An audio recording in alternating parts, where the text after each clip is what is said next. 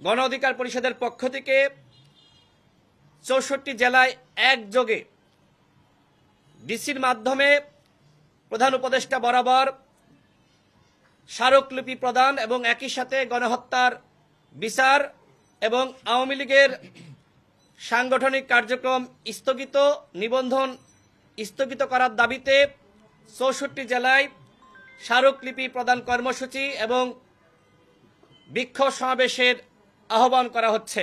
গণ অধিকার পরিষদের সারা দেশের নেতাকর্মীদেরকে এই কর্মসূচি পালন করার আহ্বান জানাচ্ছি। কেন্দ্রীয়ভাবেও আমরা এই কর্মসূচি পালন করব। জেলা পর্যায় থেকে যখন এই কর্মসূচি পালন করা শেষ হবে, এরপরে সারা দেশের নেতাকর্মীদেরকে ঢাকায় এনে আমরা একটি মহাসমাবেশ করব। আওয়ামী লীগ যে অন্যায় করেছে, অপরাধ করেছে, কোনোভাবেই তাদেরকে ক্ষমা করার সুযোগ নাই।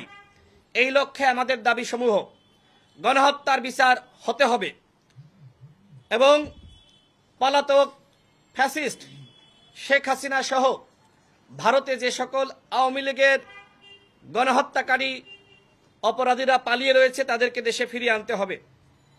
আমাদের ২ নম্বর দাবি হলো বিচার পূর্ব আওয়ামী লীগের সাংগঠনিক কার্যক্রম ও নিবন্ধন স্থগিত ঘোষণা করতে হবে।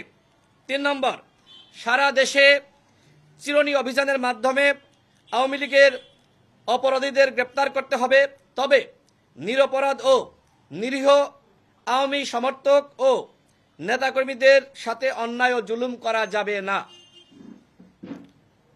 পুলিশ, র্যাব ও বিজিবির যে সকল সদস্যরা গণহত্যায় জড়িত, যারা সরাসরি ছাত্র জনতার বুকে গুলি চালিয়েছে, তাদেরকে গ্রেপ্তার করতে হবে, চাকরিচ্যুত করতে হবে এবং শাস্তি প্রদান করতে হবে।